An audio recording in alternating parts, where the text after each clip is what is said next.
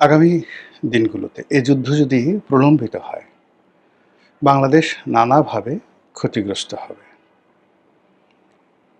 আপনারা জানেন যে অতি সম্প্রতি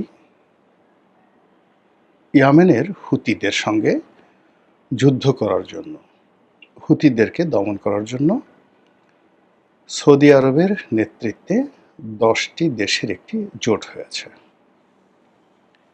এই জোটে বাংলাদেশ অংশগ্রহণ করেছে। যতটুকু আমরা খবরে জেনেছি যে এই জোট হুতিদের বিরুদ্ধে যে যুদ্ধ করবে, সেই যুদ্ধে জনবল দিয়ে, অস্ত্র দিয়ে, সব ব্যাপারে লজিস্টিক সাপোর্ট করার জন্য এই জোটের দেশগুলো তারা পরস্পরকে সহযোগিতা করবে। এখন আমাদের জন্য এটা কত বড় একটা ভয়ের সংকট। প্রথম সংকট হলো যে এই জোটের প্রমোটার হলো মার্কিন যুক্তরাষ্ট্র। এই জোটের সুবিধাভোগী এবং সবচেয়ে যাকে বলা হয় এই জোটটাকে যারা চালাবে এবং যাদের জন্য করা হয়েছে এবং যাদেরকে আমেরিকা চাপ দিয়েছে এই কাজটা করার জন্য, তারা হলো সৌদি আরব। আর সৌদি আরবের সেকেন্ড ইন কমান্ড হিসেবে এখানে সৈন্য দিয়ে সাহায্য করার জন্য প্রতিশ্রুতিবদ্ধ হলো পাকিস্তান। আর এই পাকিস্তানের সঙ্গে পাকিস্তানের সৈন্য দিয়ে, অস্ত্র দিয়ে সৌদি আরবের সঙ্গে তারা একত্র হয়ে হুতিদের বিরুদ্ধে যুদ্ধ করবে এবং সেই যুদ্ধে ইসরায়েলও যোগ দেবে। আর তার সঙ্গে বাংলাদেশ যদি এর সঙ্গে থাকে, বুঝতে পারেন যে সেখানে সমস্যাটা কি হতে পারে। তো আমেরিকার এই জোটে আমেরিকা সাধারণত যে কাজ করে, কাউকে ব্যবহার করে just like a toilet tissue. মুখের টিস্যু আপনি নাকের সর্দি দিয়ে ব্যবহার করেন, বা আপনি ঘাম মোছেন, মুখ মোছেন, ফেসিয়াল টিস্যু, এটাকে হয়তো কেউ দ্বিতীয়বার ব্যবহার করে। কিন্তু টয়লেট টিস্যু, যেটা আপনি মলদ্বার পরিষ্কার করেন, সেটি ফেলে দেওয়া ছাড়া আপনার কোনো উপায় থাকে না। কথিত আছে যে আমেরিকা যাদেরকে ব্যবহার করে টয়লেট টিস্যুর রূপে, তাদেরকে ওইভাবে ফেলে দেয়। তা আমরা এই যে হুতিদের বিরুদ্ধে একটা যুদ্ধে আমরা জড়ালাম বা জড়াতে যাচ্ছি বা সমর্থন করতে যাচ্ছি, হোয়াট এভার মেবি, আমরা যে কাজটি করছি, এই কাজের খারাপ পরিণতি কি হতে পারে? খারাপ পরিণতি হলো যে আমাদের দেশে মূলত যে সকল ইসলামিক জঙ্গি সংগঠনগুলো, গোপন জঙ্গি সংগঠনগুলো রয়েছে, তারা সবাই Hamas, Houthi, Hezbollah, Iran, IS, Taliban, Tehrik-e Pakistan, TTP, এই মতাদর্শের লোকজন। এরা সবাই আমেরিকা বিরোধী, এরা সবাই ইসরায়েল বিরোধী, এবং এরা সবাই যাকে বলা হয় সৌদির এই বর্তমান যে শাসক, এদের বিরোধী। ফলে আমাদের দেশের যে উগ্রপন্থা যে গ্রুপটি নিয়ে পশ্চিমারা যাকে বলা হয় উদ্বিগ্ন, তাদের সঙ্গে আমাদের এই দেশের মধ্যে সরকারের একটা মারাত্মক দ্বন্দ্ব এবং সংঘাত শুরু হয়ে গেল বা করে দেওয়া হলো। This is one.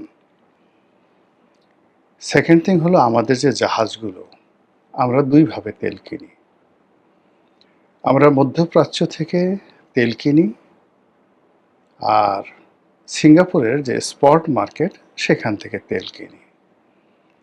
তো দীর্ঘমেয়াদে ধরুন কাতার থেকে, সংযুক্ত আরব আমিরাত থেকে, সৌদি আরবের আরামকো থেকে, কুয়েত থেকে আমরা যে তেলগুলো কিনি, যেগুলো দীর্ঘমেয়াদে সারা বছর ধরে আমাদের কাছে আসে কম মূল্যে, সেই তেলগুলো বাংলাদেশে আসার জন্য দুটো পথ প্রধানত।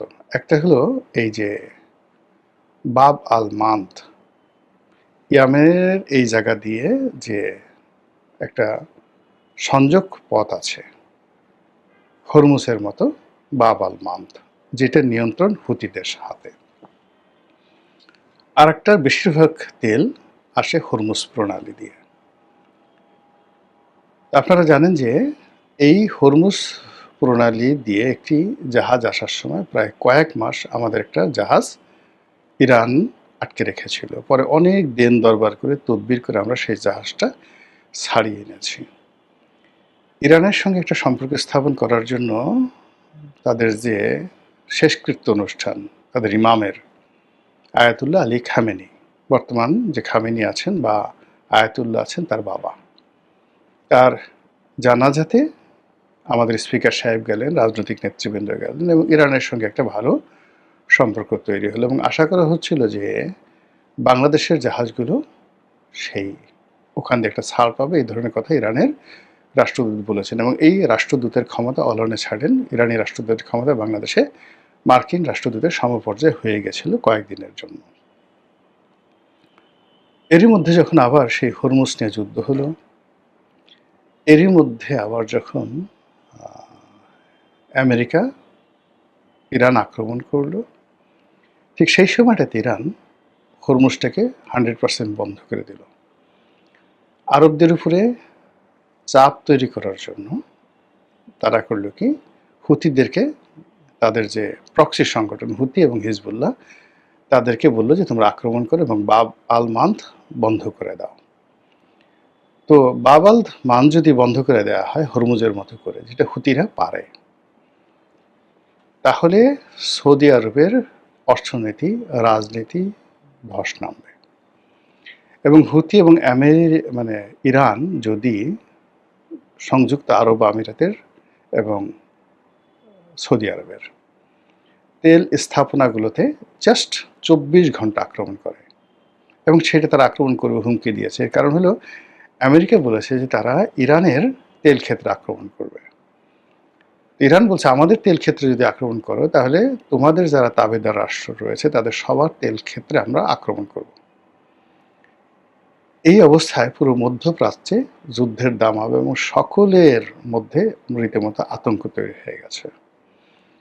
এখন এখানে যে 10টি রাষ্ট্র আমরা একত্র হয়ে সৌদি আরবের সাথে থেকে হুতিদের একটা পশম স্পর্শ করতে পারবো না। কারণ হলো স্বয়ং আমেরিকা এখানে ইয়েমেনের সৈন্য সমাবেশ করে তারা ফেল করেছে, সৌদি আরব এখানে সৈন্য সমাবেশ করে ফেল করেছে, ইসরায়েল লেবাননে গিয়ে যুদ্ধ করে সৈন্য সমাবেশ করে ফেল করে তারা এই যুদ্ধের ফলে সেখান থেকে সৈন্য প্রত্যাহার করতে বাধ্য হয়েছে। সেখানে বাংলাদেশের সেনাবাহিনী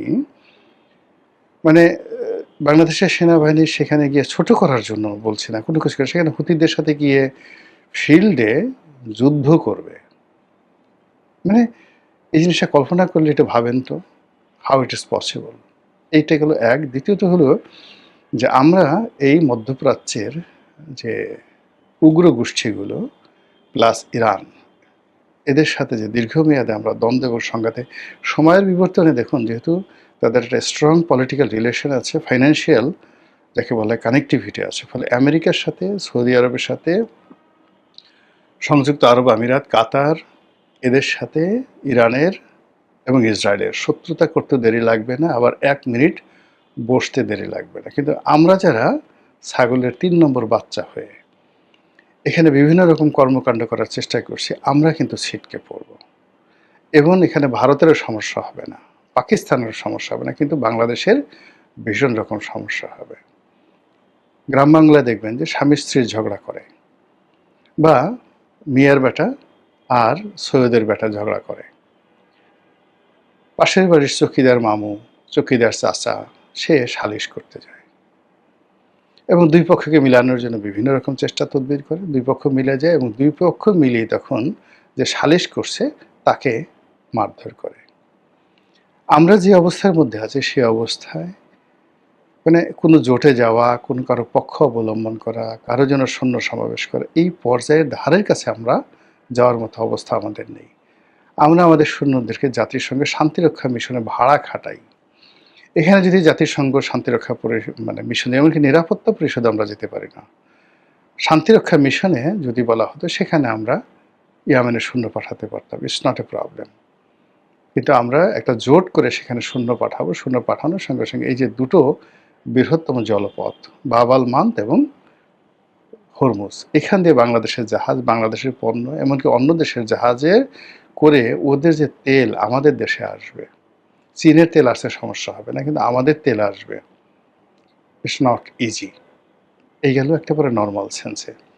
দ্বিতীয়ত হলো যে এই যে একটা জোট হলো, এই জোটের এগেনস্টে ইরান, আফগানিস্তান, তারপর চীন, রাশিয়া এবং তার সঙ্গে তুরস্কর একটা মনোসমর্থন, এই যে একটা ব্লক তৈরি হয়েছে, সেই ব্লকের সাথে আমাদের ব্যবসা বেশি না? আপনি দেখেন তো, রাশিয়া বাংলাদেশ ইনভেস্টমেন্ট কত? মোর দ্যান 2 লক্ষ কোটি টাকা ইনভেস্ট আছে রাশিয়ার বাংলাদেশে এই মুহূর্তে। আচ্ছা, চীনের এই মুহূর্তে বাংলাদেশে বিনিয়োগ কত? আমাদের কাছে কত টাকা পায়? আমরা প্রতি বছর কত বিলিয়ন ডলারের আমদানি সেখান থেকে করি? এটা নিয়ে চীনের সঙ্গে আমাদের যে সম্পর্ক, সেই সম্পর্কটা আমরা উন্নয়ন না করে আমরা এখানে কেন গেলাম? কোন অবস্থাতে গেলাম? এই যে একটা পররাষ্ট্রনীতি, এই যে একটা সামরিক জোট, মানে এটা যদি আমরা এর চাইতে আমরা যদি মায়ানমারকে করিডোর দিয়ে দিতাম, আমেরিকা যে করিডোর চাচ্ছে, ইভেন আমরা চীন যে করিডোর চাচ্ছে সেই করিডোরও দিয়ে দিতাম, সেটাও কিন্তু আমাদের জন্য কোনো সমস্যা হতো না। কিন্তু এই যে আমরা এখন যে কাজগুলো করলাম, এই কাজগুলো কোনো অবস্থাতে আমরা সামাল দিতে পারবো না। এমনি নতুন সরকার, নানা রকম বিপদ আছে, বিপত্তিতে আছে, অর্থনৈতিক সংকট আছে, তেলের সংকট আছে, এলএনজির সংকট আছে, সিএনজির সংকট আছে। তারপর আমরা এই যে জনশক্তি রপ্তানি, সেখানে সমস্যা আছে। এই অবস্থা আসলে যে যা চায় সবার সঙ্গে কমপ্লাই এই মুহূর্তে করতে হয় না। এই মুহূর্তে কিছু দরজা বন্ধ রাখতে হয়, কিছু দরজা খোলা থাকতে হয়। এমনকি ঘাস লতাপাতা খেয়ে হলেও এই মুহূর্তে অনেকগুলো দরজা বন্ধ করে যখন এরকম একটা পরিস্থিতি চলে, তখন নিজেদের পিঠ বাঁচাতে হয়। আল্লাহ রাসূল স্বয়ং বলেছেন যে যখন ফিতনা, চারিদিকে ফিতনা তৈরি হয়, তখন ঘরের দরজা বন্ধ করে ঘরে অবস্থান করো। এখন ভারতে ফিতনা চলছে, পাকিস্তানে ফিতনা চলছে, এখন আমেরিকাতে ফিতনা চলছে, ডোনাল্ড ট্রাম্প নিজের ক্ষমতায় যায় যায় অবস্থা, রাশিয়াতে ফিতনা চলছে, মধ্যপ্রাচ্যে ফিতনা চলছে। আমরা কোনটাতে যোগদান করবো? আমাদের নিজেদের ফিতনা চলছে। এই অবস্থাতে আমাদের নিজেদের ঘর ঠিক রাখাটাই ছিল বুদ্ধিমানের কাজ। কিন্তু এখানে যে কাজগুলো করা হয়েছে, হয়তো অনেকে বলেছে সৌদি আরবে 25 লাখ লোক কাজ করে, যদি এটা আমরা না করি সৌদি আরব আমাদেরকে শ্রমিক ফেরত পাঠাবে।